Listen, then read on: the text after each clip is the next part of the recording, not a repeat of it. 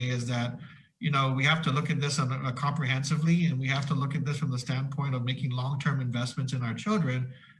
You've been asking us for a plan. We've never had the funding to do it, but we will have that plan together by next year. And when we have that plan, the big question is, do we have the willingness and ability to support, these needed investments? The U.S. Army Corps of Engineers is working with contractors out of Hawaii to begin engaging with stakeholders.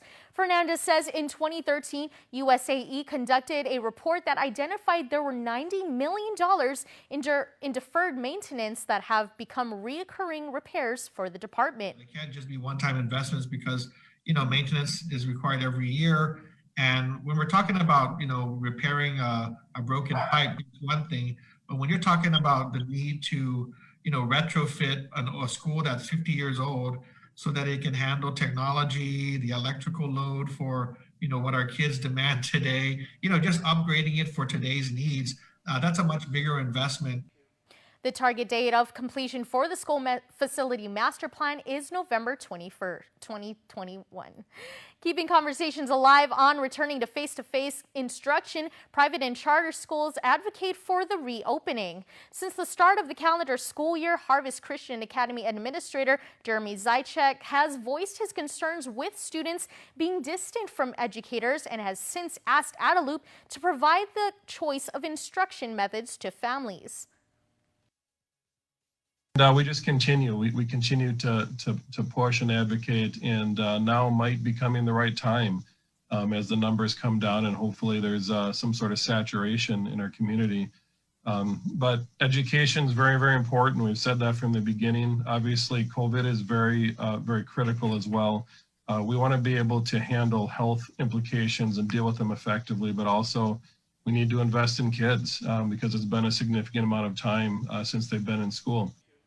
In preparation for the day students come back into the classroom, administrators have refined their COVID-19 mitigation plans to meet present needs, explains Catholic School Superintendent Dr. Juan Flores. We changed our proposal to ask for, especially for younger students, plexiglass sneeze guards for each student desk. And there's enough in our budget that for the elementary schools that's possible. According to Dr. Flores, the $41 million from the Educational Stabilization Fund will be allocated equally per student for all public and non-public schools. If you've been laid off or furloughed as a result of the pandemic, the Guam Department of Labor is hiring as part of the National Dislocated Worker Grant. Labor Director David Della Sola.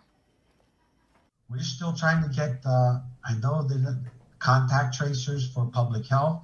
We're trying to hire maintenance workers to help do the cleanup. We train you. We give you all the proper equipment. We don't let you go right into it in a dangerous situation. Yes, GMH needs help cleaning. Clinics need. The homeless shelters. If you're at all want to do something like that to help our island recover, I have jobs for you. The positions are temporary and for a 6-month term. Go to hireguam.com for more information. Guam Police Department seeks the community's help to identify the male victim from the auto pedestrian fatality that occurred last month. As we reported on November 13th, GPD's Highway Patrol Division traffic investigators were activated to respond to a fatal auto pedestrian crash near Micronesia Mall in Dedido. GPD spokesperson Sergeant Paul Tapao shares a description of the deceased victim when he was on the link. If anybody has any knowledge or any information that can help ID the victim, all we have is his demographic is pretty much he's 5'5" to 5'8" in height, is a medium slim build. He has a light complexion, short hair, and he supports a mustache. Now he was wearing during the time of the crash a light gray shirt, black pants, slippers, and he had a rosary necklace with a cross pendant. The victim's ethnicity and age is unknown. As for the driver who fled the scene, police located the operator the same day of the incident in Jigo. Tapao says the investigation is ongoing. Understanding the full picture or the full totality of what had happened to the crash, and we can determine a violator and of course the causation of the crash and move forward should a citation, arrest, or just simple closure of the case be forwarded to the agencies for their disposition.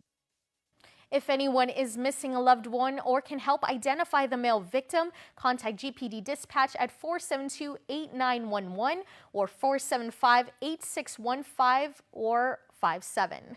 Now it's time for our weekly Just for Kids segment. Sharing with us some great things to bake up as a snack or for the holidays is Kiki Leon Guerrero.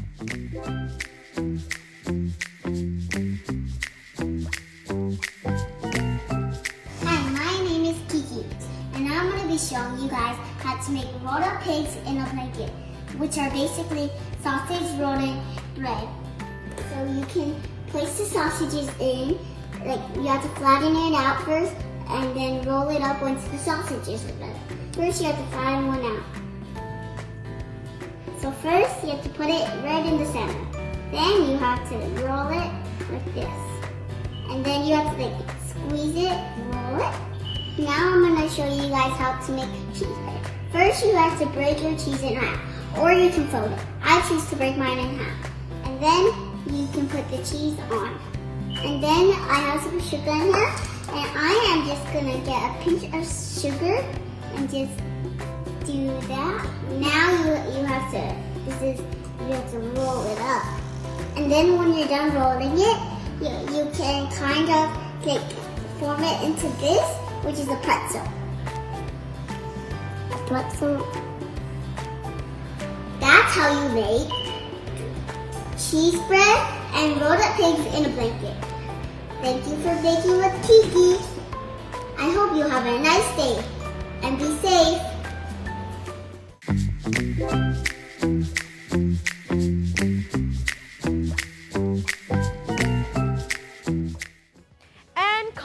All kids, we want to help you get your letter to Santa this year. Go to KUAM.com and download the letter form, fill it out, and email to letterstosanta@KUAM.com. Parents can also drop off their letter by dropping it off to our station in Harmon with their return email information in order to receive a return note from Santa. All emailed letters will receive a note from Santa via return email. Randomly selected submissions will receive an email invitation to attend the Letters to Santa Zoom party on December 19th, where Santa and Mrs. Claus will deliver cheer and the holiday spirit. Stay tuned. Next on Weekend Edition, we have trend spotting and still to come, sports with Dave Delgado.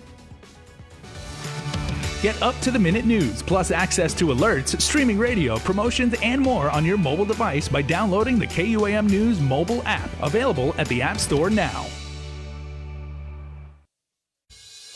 Off-a-day federal employees and annuitants, the open season is here. Calvo Select Care offers a comprehensive on-island network including GMH and GRMC. Our off-island provider network stretches across the Pacific. Plus, our partnership with United Healthcare provides over 1 million providers throughout the continental United States. Calvo Select Care, healthcare that's always there for you. Federal employees and annuitants, enroll today.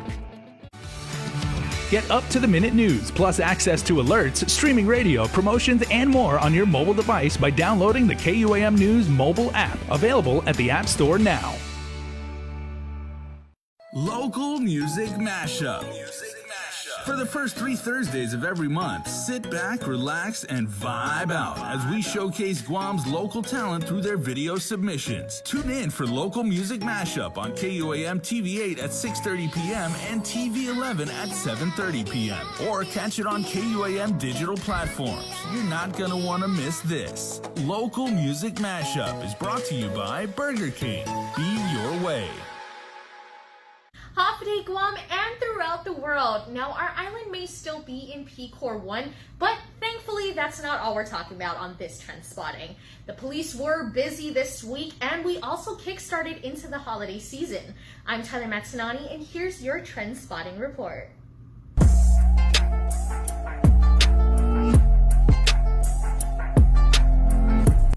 The Guam Police Department was busy this week with a pair of grim findings. Not one, but two sets of skeletal remains were found in two different parts of the island. On Monday, what appeared to be a human skull was found along the shoreline in Hagåtña by LA Tires.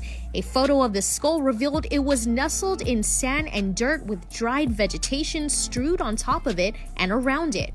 An investigation has been launched and police are waiting for DNA tests by the medical examiner to return. And on Wednesday, skeletal remains were found just a village away from Monday's findings. A ground maintenance worker discovered the remains by a jungle line in Maina by the Navy substation. GPD's Criminal Investigation Division retrieved the remains and delivered them to the Chief Medical Examiner's office for examination. And sticking with police, two men were arrested after a video of a dog being shot in Harmon went viral. 24-year-old Damian Kaleo Greer was the man identified as the alleged shooter. He was arrested for cruelty to an animal. Also arrested was 34-year-old Jesse Pua Villagomez Jr., who recorded the event. Police charged him with guilt established by complicity. Before the arrest, Guam Animals in Need offered a $1,000 reward for the arrest and conviction of the person responsible. GAIN was able to locate the dog, which appeared injured. Let's take a look at some comments.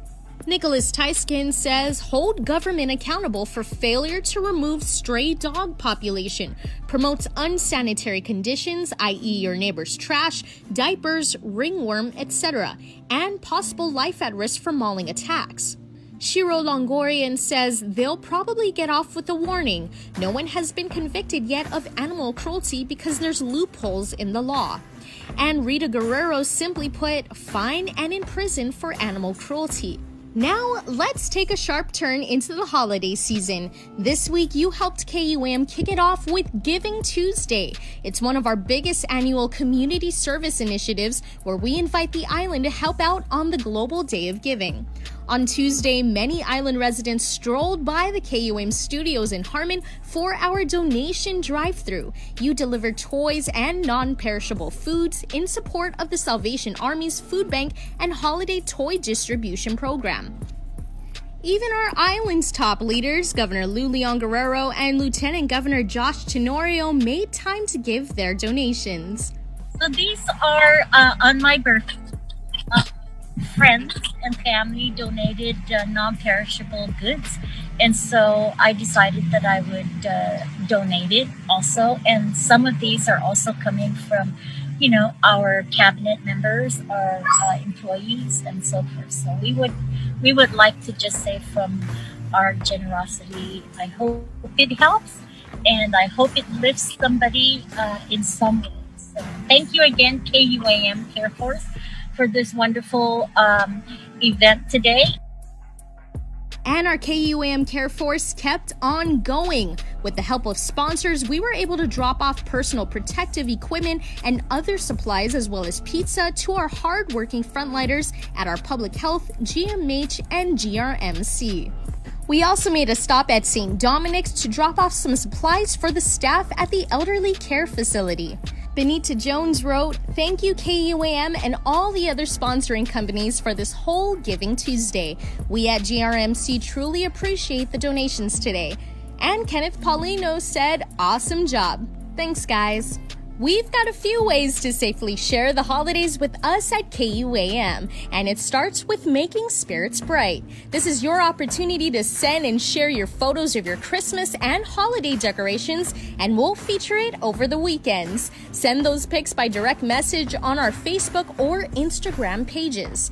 And this one's for the kids. Letters to Santa. Log your little one onto KUAM.com where they write to the big man himself and receive a response from the North Pole. And as a bonus, Santa will be speaking with a few lucky kids over Zoom on December 19th. And on Giving Tuesday, we could not do it each year without your support and the generosity of our island businesses. So thank you so much again. Until next week, adios.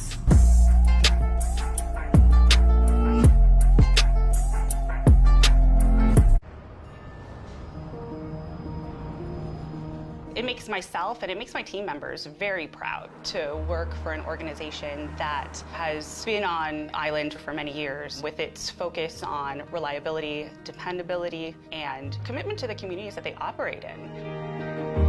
Matson's a great corporate citizen to the community. We all benefit from any sort of environmental commitment we make. One of the ways that we do that is with our Adahi Utano program. There's action behind it, and so action breeds commitment. With the Kaimana Hila coming to Guam, this brings a new age and modernization to the island. It's exciting for me because it's a brand new ship and we can carry more freight into the islands. It just shows growth for Guam and Micronesia. Matson would be nothing without its customers, and we hope to continue to serve you for decades to come.